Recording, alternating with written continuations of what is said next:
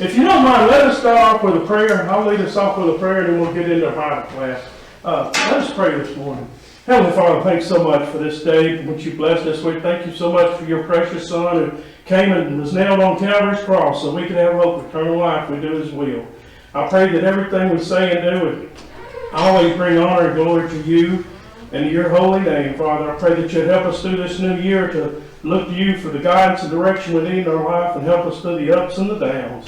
Father, help us to always strive to do right and to teach those that are lost. There's so many in this world, Father, and I pray that you would give us the strength and courage to keep walking and talking and living as a Christian so our light can shine so we can bring others to you. Go with us through this class and forgive us where we stumble and fall short. This ask in your Son's name. Amen. Amen. Okay, let's get started this morning. If you would, I want to start talking to you, and I'll probably add a few little things in. No joke. Good morning. How are y'all doing this morning? But anyway, let me start off with this. Well, I had a little situation where I had to go back to Guyana in October, the 1st of December. It's not on here. It'll not be mentioned. So since I do know these slides I've got coming up, that I am pretty quick through them. But this I did want to mention. There's a brother named Sean. Sean, we went to, let me mention this. What we done is we went back to Guyana. I did in October, December 1st. And then what we done is, there was a situation with the church building there, since I've taken over the mission work. And the house where Cairo was supposed to be living, Cairo Moses, it was in such bad shape that he could not move his family in there, so we had nobody in the village preaching the gospel. Cairo was not staying there in that village, and his family couldn't stay in that house. There were some situations that happened that Sunil told me, and you'll hear about Sunil in the campaign. But he said, James, he said, this is going to be one of the things I think you'd be best to come down here and take care of. This wasn't a mission trip, but we did have services every night. But what it was because of the situation that was passed to me. So I went down there and we got it taken care of. But the point I wanted to make about was this, is that there's a guy named Sean. He's not the preacher. He was just one of the guys that helped. He's one of the preachers in the down south. And he has lost his leg. I didn't know this from a motorcycle accident several years ago. And Sean was working and everything, and I noticed he limped, and I've got my knees that are messed up, but I didn't think anything about it. Well, about close to the end of the trip, I asked Sean, I said, Sean, what are you looking for? Your knee hurting? And he said, oh, no. He says, my legs giving me problems. I said, what's wrong with your leg? And he rolled up his pants and he had an artificial leg. And I didn't know it the whole time I was there. My point is he needs a new leg. And so what I was asking the congregations if they want to try to give or help some on it, and he can get a new foot put on it for a couple of $100, but he can get a whole new leg made and remolded to his knee to be for about $1,000 US. And so I've been asking the congregations if anybody wants to help. It's not something you need to do. It's just something if you want to help. I want to try to see if I can get him a leg. I did not know he had lost his leg. I've done asked the congregations beforehand and try to help out and give everybody time. But anyway, I'm going back again. Matter of fact, next month. I'll be heading back February the 9th. We'll be going in, and then we'll be coming back out. I will be in 2 weeks after that. And we're going to do a mission trip. So let's get started on this trip right here. I have a question. You always do. Yeah. Well, you were saying, I thought you said that guy's leg was wore out. That it didn't, Yeah, didn't get that okay, what it is, the artificial leg is molded to, I don't know, some of y'all might know about artificial limb. It's molded to the stub. Well, his stub's wore completely out in the metal, or the sheet metal and stuff it's made out of is wore completely out. So when he walks, it doesn't work right. And that's what they're talking about, is he can get the whole thing remolded and the whole new leg made. Here in America, it'd be probably, I guess, $20,000 or $30,000, $40,000. They can get it done for $1,000. And that's what we're talking about, is getting him a whole new prosthesis to put on, not just the foot, but the whole thing. Does it hurt his leg? Does it make his leg hurt? Yes, it makes his leg hurt. Okay, I gotta get on. I gotta move forward. Okay. If you got any questions, y'all can ask. And, but anyway, what we done is we had a preacher's workshop while we were there. I don't have to turn around because that TV is going to be the same. And I'll keep wanting to turn backward just, I don't know why. But anyway, we had a preacher's workshop down there while we were there. We'd never had this before. And, well, they've had something, Roger had something similar. But what we've done is I asked every one of the preachers from Guyana that's part of AmerIndian missions to come and be, they were sort of mandatory for them to be there. And out of the, all the preachers, we've got 18 on the payroll, I had 15 that showed up. One had an excuse, the other two we had to take care of. But anyway, with that said, we had a 3-day workshop, and then after that, we went to the village of Moco Moco, and the U.S., the ones that went down there from the U.S. was able to go in there to Moco Moco for about 3 days, 2 or 3 days, and then they finally had to come back. We had to bring them out and let them fly back home. And then I went back with Sunil, and we stayed in Moco Moco for a while. And then after we stayed in Moco Moco, we went to Nappi and done a campaign at Nappi. And then after Nappi, Sunil and I ran to Katoka, and we gave medications there. We met with a bunch of the brethren and just handed the medications to them. And we didn't pass it out. We just gave it to the preacher, and then and several of the members that did show up, and I gave it to him, and he passed it out. But you'll see that. So that's what we're going to cover here this morning. Let's move. Okay, I just want to make sure. Go this way. Okay, now here's what I want to show you. We've done something different on this trip, and we went out of Houston, Texas, and we don't normally do that. We normally fly out of Miami, but we went out of Houston because of Brother Hodge, trying to help him out. So the thing about this is, you see how we went down south toward Mexico and in turn went across. So the reason we had to do that is because SpaceX was having a launch down there, so we was not allowed to go toward Miami the shortest way. And then, because I know much of you here probably have heard about Venezuela and the U.S. and what's going on down here just a couple of days ago. Well, because of the conflict down there, we were not allowed to fly over the area down there off of the coast of Venezuela, so we had to make our trip up, and then as we went up, we had to come back around. So the whole point about this, on that trip, this trip here, it took a lot longer to get to Guyana than what it normally does. And if any of you are wondering, let me mention this real quick, and we'll leave this alone. I can give you my opinion, but I would rather give you the words of what the people in the country say. What the U.S. has done was good. Believe me, we were very nervous because Venezuela didn't want to take over Guyana. I know I've mentioned this in the past. I'm not getting into politics, so don't you dare sit there and think, well, dang it, I'm not going to politics. But Guyana was very close to being taken over by Venezuela. And because of our country and the leaders we have, that once that was taken care of, this right here is protecting the South down there. Now we're not worried about getting captured or getting anything happen to us down while we're down there now as missionaries. But it is a good thing that what has taken place. That's all I'm going to say to that, and that's going to give you my opinion. But that is a lot of what the brothers are saying down there. Let's move on now, and let's cover some more ground. Okay, now let's go back. Let's click the right button, gang. Now, this is us just when we hit the ground right there, and this is, I'll tell you, the brothers that went. Danny Rader's on the left, Brian Hodge is next to him, then we have William and Patrice Hill, and then Brother Hodge from Texas. That's the guy I was talking about a while ago. Brother Danny all the way to the left, and Brother Hodge are the two brothers that done during the preaching seminar. They're the ones that done the classes, and then then also we had a couple of brothers, which you'll see, Guyanese brothers that helped do the classes. And to probably get it to where we'll understand what the preacher's seminar was about, and we're going to possibly try to do it every couple of years, is it's going to be something similar to like PTP.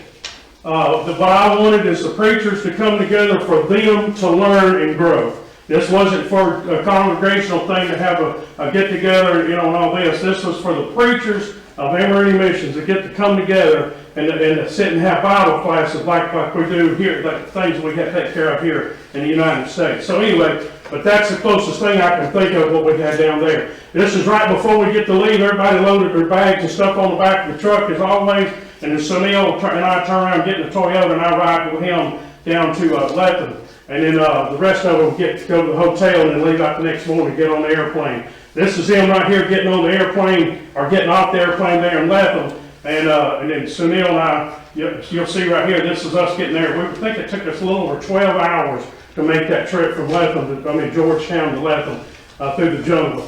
It was pretty good. It wasn't a real bad trip. It just depends where it rains, and the road's pretty bad as always. And Toyota done real good. I tell you, I'm not a big Toyota fan, but I've got to admit, over the years of riding a Toyota going down south, they're tough vehicles, guys. I'm just going to tell you, they've got their quirks. Don't get me wrong, they're made by humans, but Toyotas, I would say I wouldn't mind having one. But anyway, let's move on. That's not important. And if you got any questions here in Bible class, I'll say this. I can get through this real quick. These slides right here, I've not got a lot to, I'm going to try to talk a little more, but I could be through with these pretty fast, and I know that's unusual for me, as long as thing. But anyway, right here's the Bible class, the preacher's workshop, and I believe this one was Brother Hodge was the one that's getting here speaking. And then this right here, I wanted to give you an idea. I wanted to show you some things. Hopefully you can see it. Yeah, let me move out of the way. I don't want anything to take it. I want to show you a few things this morning that where you'll understand about the preacher's workshop. We learned the mistakes we made, and then we're going to try to change them if we get to have another workshop. If you look there at the beginning, we started, let me say this, we had breakfast at 7:30, and after we had breakfast, we turned around and had a short devo, then we come in here and we have a preacher's workshop started at 9 o'clock in the morning.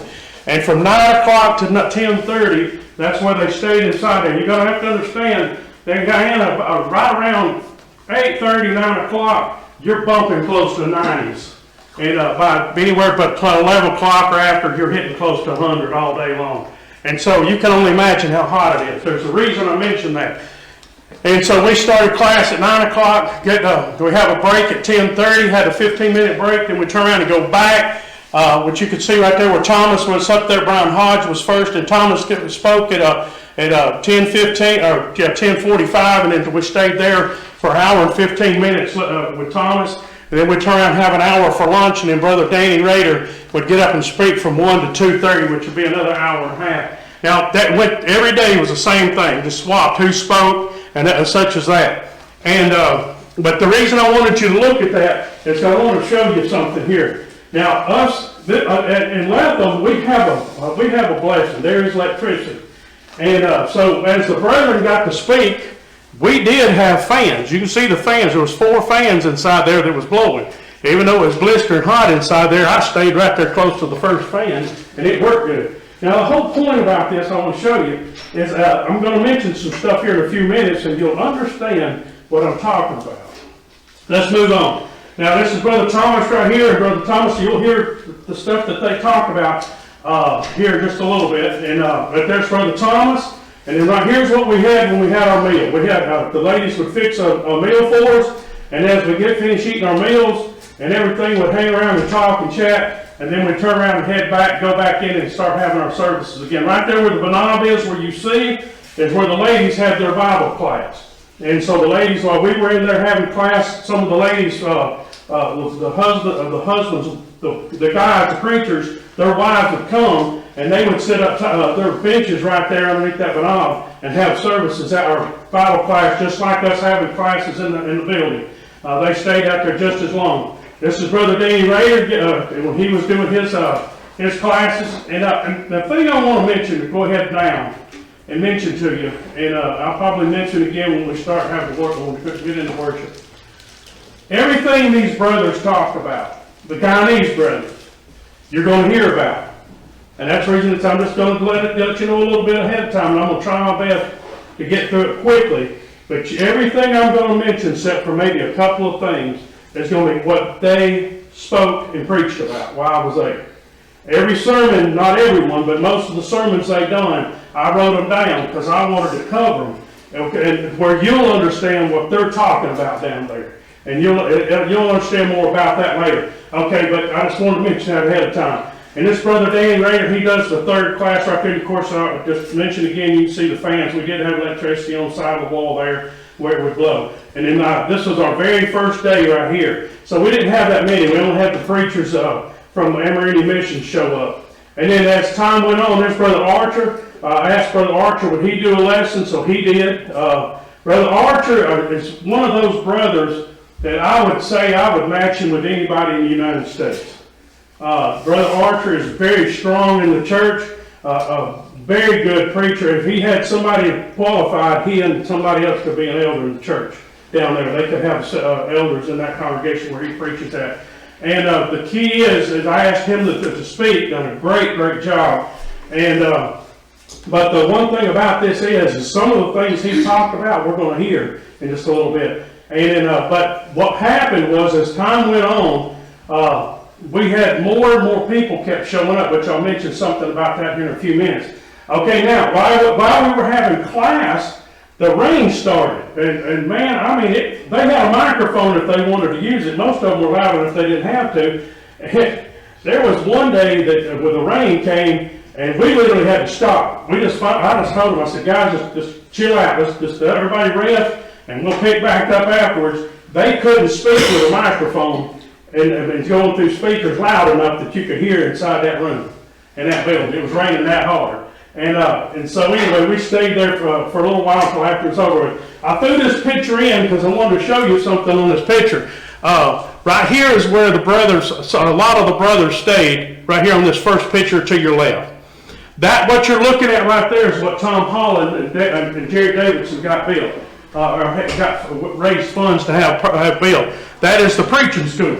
That's right across I'm standing in the doorway of the church building there, and right across there is the preaching school. All what you're looking at right there, and those little windows down there on the right, as you go down that building, you'll see the door, and on the right-hand picture now, those little windows right there are where the brethren stayed for 2 years when they go through Bible class there at the university, and but they were staying everywhere inside that building. Some of the guys brought their wives. They were living all inside tents and everything. And that's why I wanted to point that out to you also. And I'm going to show you a little later at the end of one of the rooms how big those rooms really are. They're very little for 4 people to be able to live in. But let's move on. Brother Derek done it at nighttime. We would have classes or have a worship service. Sometimes we'd have singing. And then Brother Derek got up and spoke one time. Brother Derek is a two-shell over all the two-shells down in Guyana. I guess you'd call him head two-shell, but any reason, Brother Derek is the leader over the country of all the two-shells down there right now. I think his term runs out in April of this year. And but anyway, now this is what I wanted to show you, and the reason I led you up to some of this right here. I don't know how it is here at Subligna Road. And ladies, this is the only time I'm going to say I'm going to pick on you a little bit, but this will be it, I promise you.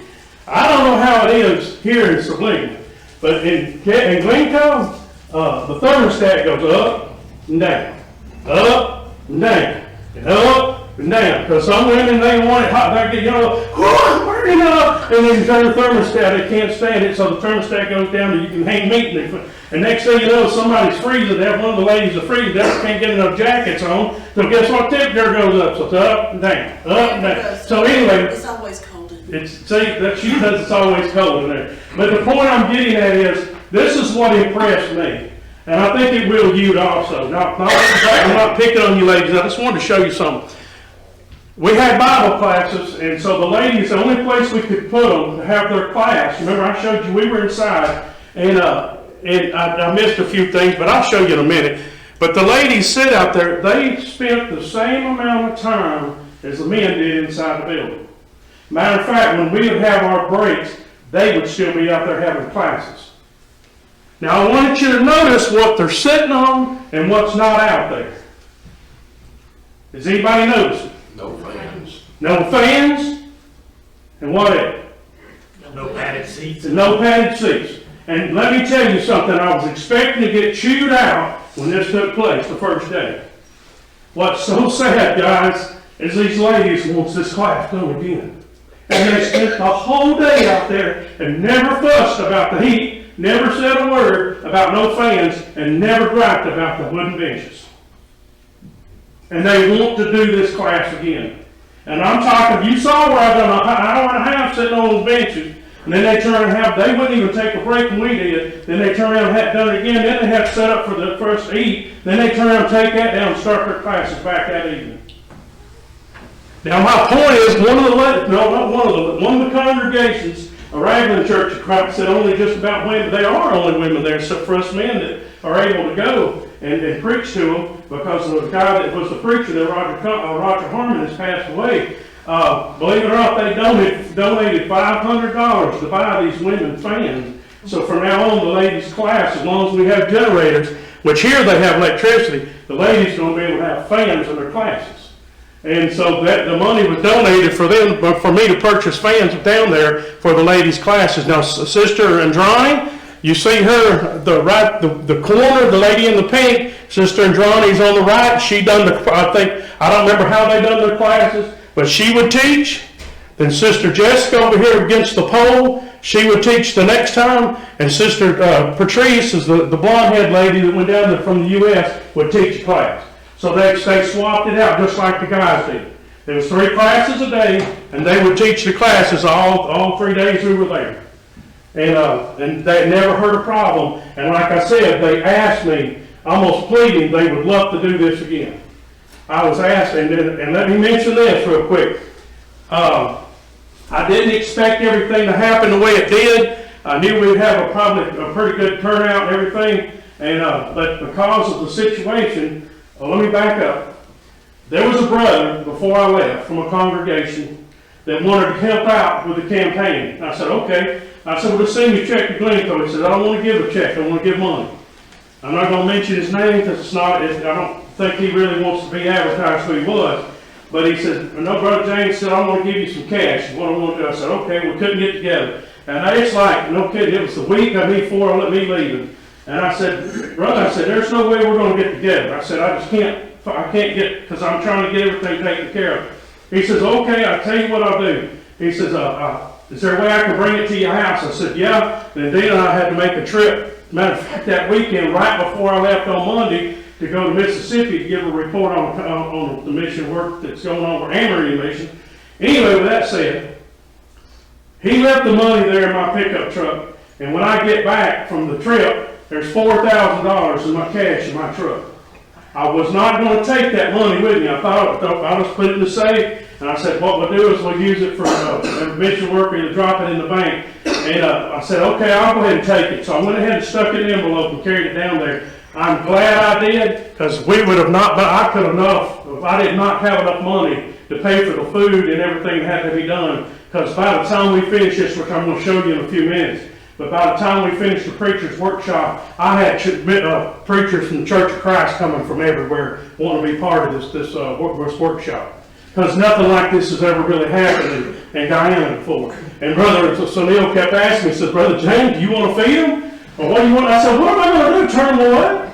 Am I going to tell them, no, you're going to stand here and watch us eat? That'd be no different. And really, truthfully, it'd be no different this morning. And you tell Dana, okay, y'all going to have to sit and watch us because we can't afford to feed you. And let's just sit and watch her. And they couldn't afford to drive off and go somewhere and grab them some groceries. Like Dana and I probably could jump in the car and drive. They didn't have a vehicle. But they were just coming from everywhere, members of the church, not just members, but preachers that are not part of AmerIndian missions wanted to be part of this workshop. And because of that money he donated that I was able to give to Sunil, we were able to get enough food and the things we needed to keep taking care of so we could finish the workshop. So anyway, it goes to show you the Lord knows things a lot more than we do. He's a little smarter than we are sometimes, I think, if we give him the opportunity. Let's move on. I see the clock here. Yeah, we're going to be ahead of time. Okay, let's get on. My clicker ain't clicking. That ain't good. My clicker ain't clicking. Did I do something wrong with my clicker? Hit the down button. You hit the down button. Is my battery dead? Maybe the battery. Let me do it. Just tell me when you want it. Okay, go ahead. There you go. Now, this is one, I might have turned it off, by the way, just touching buttons on the side. That could have been what I've done. Anyway, right here, the reason I threw this one in, right at the very end, I got up and spoke, and I asked them if they had any questions for me, since I was the new director of AmerIndian Missions. They said yes, so several of them had questions. Cairo, the guy I was talking about, that I went and took care of the preacher's house and everything, said there was some things that he was promised that he wasn't given, and I told him, I said, brothers, let me explain something to you. And I think everybody here understands what I'm fixing to tell you. And they understood. I said, brothers, I can't change and help what happened in the past. I said, I'm the director now, and I can take from this point on, and I'm going to tell you what's going to happen. And I said, I can tell you if I don't keep my promises, you can hold me accountable, but you cannot hold me accountable for something I had no part of. I said, but I promise you I will try to do my best to make whatever was said to you right. Well, after all was said and done, Carl was talking about the house and this, that, and the other. We're not going to get into all that. Then I got with Sunil later, and Sunil said, yes, the money was sent just like he was told. And he was not totally correct about what he was saying in front of everybody. But the reason I showed you Elvis right here getting up, Elvis was through the very first class that ever graduated from the preaching school there in Lethem that was established. And Elvis got up and said he wouldn't care if he didn't get another penny from the United States. He would never stop preaching the gospel. He was thankful for what he's been blessed to be part of AmerIndian Missions. And basically the rest of the brothers started defending their AmerIndian Missions for what they've done. And then so the situation was taken care of, and with Cairo. So let's move to the next slide. So that's what this was about. Elvis got up and he just let everybody have it pretty much, and especially Cairo. And then, there's a whole lot more. I wish I had time to talk about it. And then this is where I get up and finally at the very end and try to explain to them. So here's the thing that's changed from when Roger and Jerry had it. They have to send me a report every month, or either send it to Sunil and Sunil sends me a report, or they lose $25 out of their pay and they do not get it back. I told them, I said, guys, this is the way it's going to be. Accountability is fixing to happen. And I said, there's not a preacher in the U.S. that's going to get up and sit there and preach, and the congregation want to know what's going on. I said, he's got to work, and he's got to, they're going to know what he's doing. And if I have my guess, you're not just going to come up here or not even show up for 2 or 3 days a week and nobody say anything. There's accountability here in the United States. I said, it's going to be there. I said, people are sending money to pay for your salary. And I said, this is the thing. You're going to have to explain what you've been doing. And I said, over the years, Roger tried to get this set up. I said, every one of you's got a cell phone. I said, there's no reason why you can't send some information or something of that nature. And so far, and it's starting this month, I told them, starting January, if I do not get a report from you, you can learn some of these guys ain't making $200 a month. And some of them was making less than that. And I said, if you don't give me that paperwork, then I said, I'm going to be just like this. You know what? I've got to get in my car and drive for 30 minutes to go to the bank to make sure that money gets transferred so you get paid. So if you can't send me some information, then you know what? I'm not going to drive to the bank and get that money in there for you. So $25 is going to be docked out of your pay. And if you don't pay it the next month, there'll be another $25. And then I told him, I said, and you're not getting it back. No, if you turn around and give me okay, I'll do 3 months at a time. Well, that ain't the way it's going to work. You miss a month, you lose a month. And I want them to understand. I'm not trying to pick on them, but they've got to give answers for what's going on. Okay, next slide. James, real quick. Yes, sir. So I guess the 1st of February, they'll get the report for January. Yes. Is that correct? Yes. So you're always a month behind. A month behind, 1 month in hold. So what do they do in December?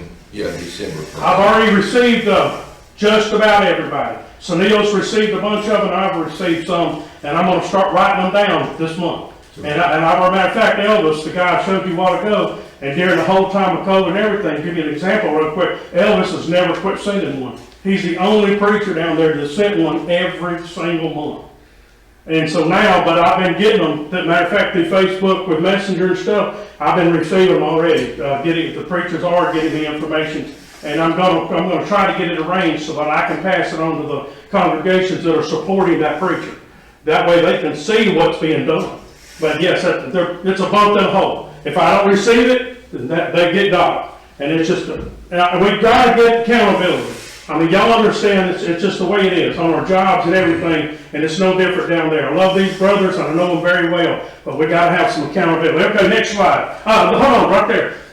This one right here is, I want to show you, it's a little clearer day, and this is where they were staying. You can see the tents and everything, and then the building on the right-hand side now has just recently been built, I think about 10 years ago, 6, 7, 8 years ago, something like that, and that's where the medical shop is. That when they have medical campaigns down there, there's 2 offices right there that they can fit to see patients and stuff. And then what we've done, we were allowed to let like Derek and his wife and Ronnie and a couple of other husband and wives was able to stay in that building, where they could shut the door and be, you know, and not be out there with everybody with husbands and wives out, and the ones that had spouses could be a little more private than the ones that wasn't. So anyway, okay, go ahead, next slide. Okay, this is not everybody that came, but this is a large part of the group that showed up or was there. Some of these are AmerIndian brethren, are part of AmerIndian missions, and some of them are not. But this gives you an idea of what we had. And this is only the men. I didn't get a picture of the women. And but this is only the men out there that came. And like I said, some of these right here in this group. But like I show you right there, there's over 50 preachers that finally came to the workshop. And I've been asked again several times, are we going to have it again? And I told them, I said, brothers, we can't afford to do this every year. And so it's going to take some funding to get it done again. And to give you an idea how much this costs, normal campaigns run somewhere around $5,000 to $7,000 for us to do a campaign. That right there costs a little over $12,000 to do that campaign we done right there for 3 days. To be able to, and there's a lot to it. If anybody wants to know any more information, I can tell them. Okay, let's go to the next slide. Right here is us loading up and getting ready to go to Moco Moco. The Americans were able to go with us. The ones that was there, Danny Rader and Brian and Brian Hodge and Brian Hall and Patrice and her husband William. And so we're loading up right here. Okay, go to the next one. And then right here's what Sunil had sent down and passed out. I have one for the man, my mind just went blank because I don't have mine. But anyway, the next village, Katoka, where we went into, and Moco Moco, that we had, they passed these out in the village so that everybody would know what was coming up. Okay, go to the next slide. And right here's when we arrived. Now we're riding Moco Moco is about a 30-minute ride, and so some of the brothers were riding on the back of the Toyota, and then some of them rode in vans and stuff like that. And when we get there, just as soon as we pull up, this is around lunchtime, give or take, somewhere around 12 o'clock, 1 o'clock. I think it was right before lunch. That's right, because we had to carry the ladies over to the where we could fit. They could start preparing a meal where we could eat. Okay, so this is a little bit before lunch right here. And then as soon as we got there, you saw they were setting up. And when they were setting up, what they done is they started stringing lights and everything inside of the. This is not the church building. The church building was the next one. This right here is where we had the worship service and everything every night at Moco Moco. And then we dropped them off. What I'm trying to get at is, and immediately as soon as they got everything set up, the brothers disappeared and started going in the villages and teaching and setting up Bible studies and stuff. Okay, next one. Okay, this right here is the newly painted church building here at Moco Moco.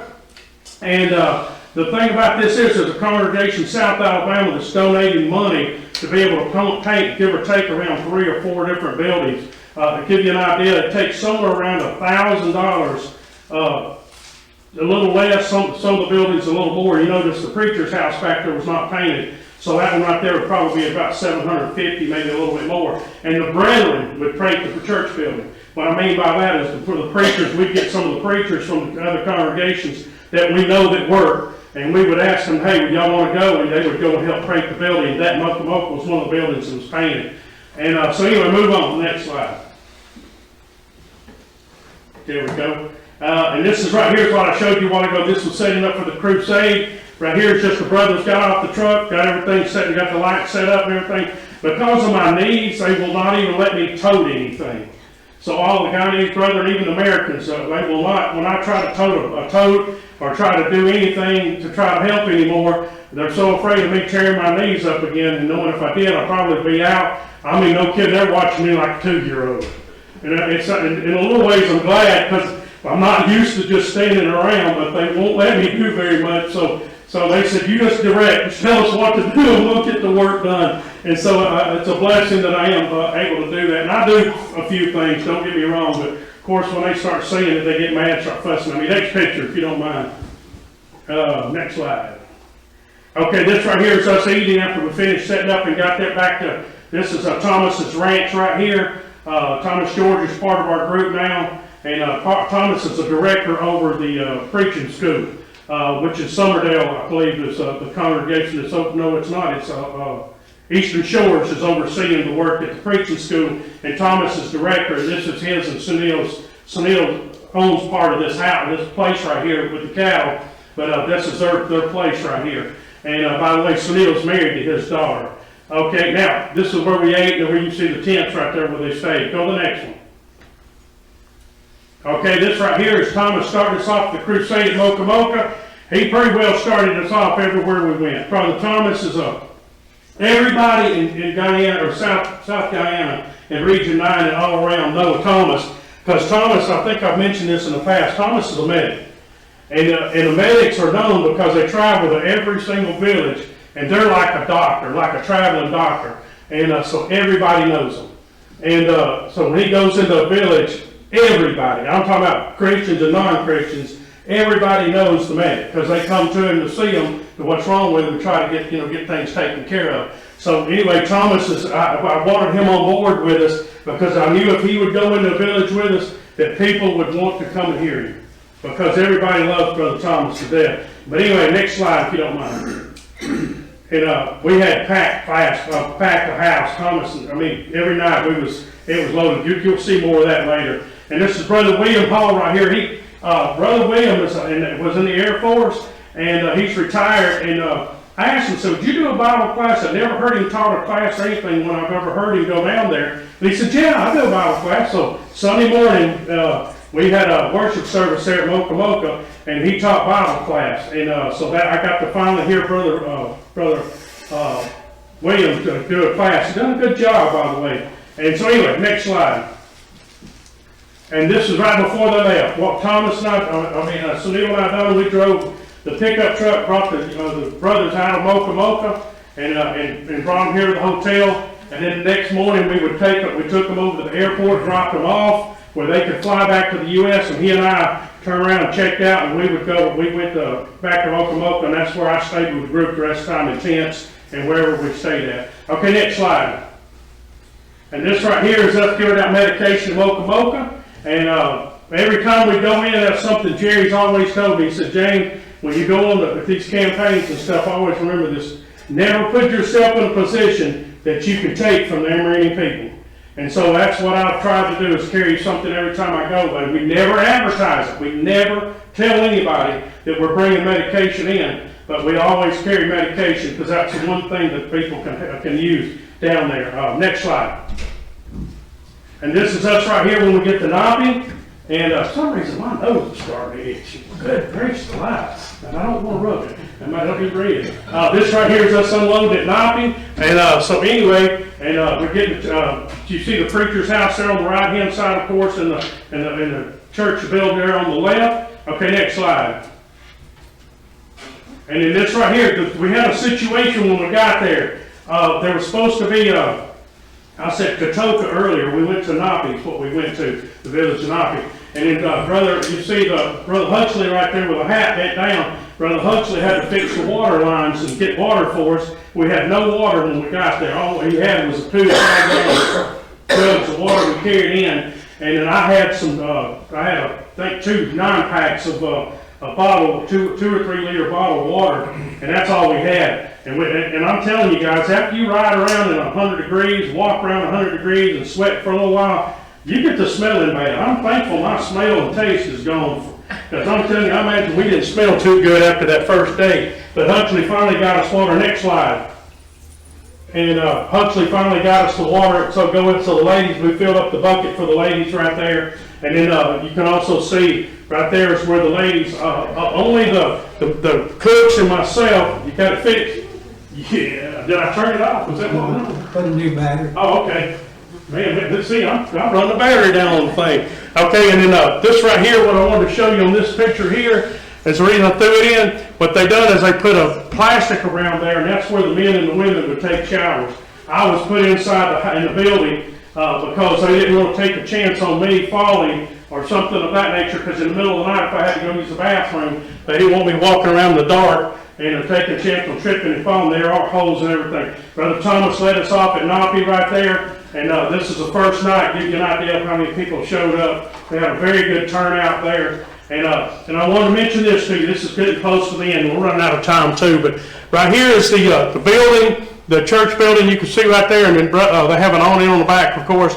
And but Brother Danny, I don't know if I sent the notice to you or not. I asked a bunch of the congregations to help Brother Danny. Brother Danny had a kidney transplant. His wife donated a kidney, and so he has to take any rejection drugs. That's right. Okay, and so it's very costly. And so several people have donated money and to give him some medication. And Brother Danny was in that first tent. And what's weird, Danny's the tallest guy in the group. Danny's probably not quite 6 foot, but anyway, but he done good. But we could tell he was dragging. He was really getting sick by the end of the campaign. Not sick, but you could really tell. But every day, Danny was out there teaching and staying out in that hot sun and doing work and trying to teach. And then Sister Andrani stayed there in that second tent. And that was the reason I want to show it. And I stayed in that corner room right there with the two, very corner. And I didn't want to. I wanted to go in the tent. And they said no. They didn't want me in a tent because of my knees. They don't want me to take a chance of getting hurt. And so there is a bathroom and a shower in there. And they said that way I could get up in the middle of the night and go use the bathroom, not trip and fall. So anyway, that's the situation there. And right here is the last night of the crusade there.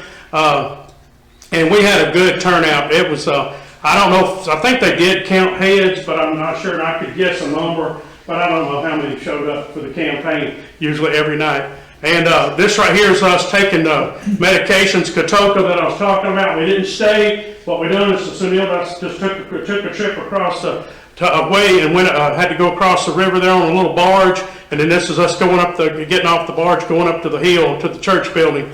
And then that's the Katoka right there. And then Brother Archer is the preacher there.